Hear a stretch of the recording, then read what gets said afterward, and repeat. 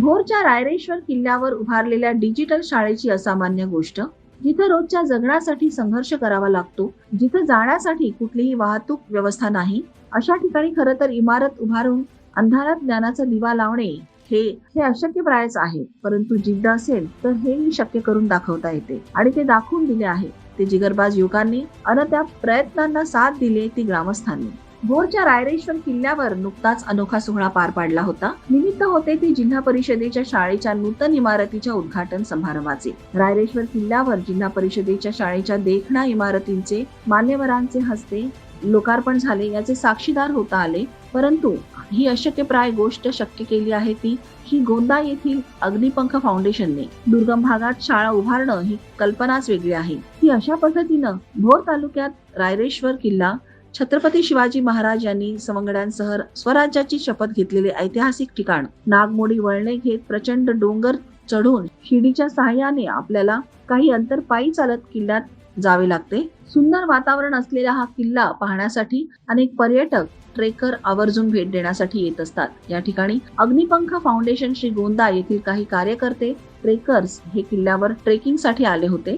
गडावरून परत येत असताना जुनी शाळा या युवकांनी पाहिली. जीर्ण इमारत, ना बसायला चांगली जागा, ना चांगली बाके. विद्यार्थी मात्र प्रचंड हुशार. त्यामुळे परत जाताना सर्वजण या शाळेसाठी काहीतरी करूया असं मनाशी करून परतले. काही दिवसांनी अग्निपंख फाउंडेशनच्या पदाधिकाऱ्यांनी पुन्हा एकदा भेट देऊन शाळा डागडुजी ऐवजी नवी बांधली तर यासाठी काही करता येईल का याचा विचार केला. तसा प्रस्ताव स्थानिक ग्रामस्थांनी सांगितला. ग्रामस्थांनीही त्यांच्या होकाराला प्रतिसाद दिला.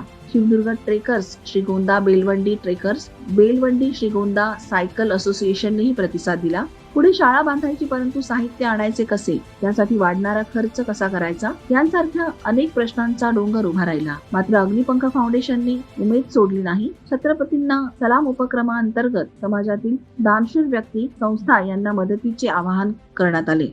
या आवाहनाला प्रतिसाद म्हणून अनेकांनी हात पुढे केले. अहमदनगर जिल्ह्यातील श्रीगोंदा तालुक्यातील शाळेच्या विद्यार्थ्यांनी खाऊच्या पैशातून मदत निधी देऊ केला.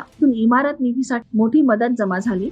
परंतु खरे प्रश्न पुढेच होते. रायरेश्वर किल्ल्यावर जिथे शाळा आहे त्या ठिकाणी, जिथे शाळा आहे तिथे साहित्य पोहोचवायचे कसे, जिथे पायी चालताच येत नाही तिथे पत्रे, विटा, बांधकाम साहित्य पोहोच करणे हे मोठे आव्हानात्मक होते. मात्र हे आव्हान देखील लिलया पेलले. ग्रामस्थांनी शाळा उभारणीसाठी मोलाचा हातभार लावला. वाहतूक साधने नसताना डोक्यावर साहित्य वाहून नेले आणि अवघ्या 75 दिवसात संपूर्ण इमारतीचे काम पूर्ण झाले. या बांधलेल्या नव्या इमारतीत सौर ऊर्जा यंत्रणा, digital system, digital sound system, 2 ग्रंथालये, ई लर्निंग सुविधा, अंतर्गत सजावट, खेळाडूंची माहिती असलेले फ्लेक्स, विद्युत रोषणाई, संगणक सुविधा, शिक्षकांसाठी टी पॉइंट, शेकोटी, चप्पल स्टँड, शुद्ध पिण्याचे पाणी, इन्व्हर्टर सिस्टम, कपाटे, रॅक, प्रवेशद्वार, तारेंचे कंपाऊंड आदींनी सुसज्ज ज्ञान मंदिर उभे केले. या शाळेच्या लोकार्पण सोहळ्यास भोरचे आमदार संग्राम थोपटे, जीएसटीचे उपायुक्त डॉक्टर संदीप भोसले, ऊर्जा उद्योग समूहाचे प्रमुख प्रकाश कुतवळ, दीपक माने, सेवानिवृत्त शिक्षक बाबूराव रिंगे,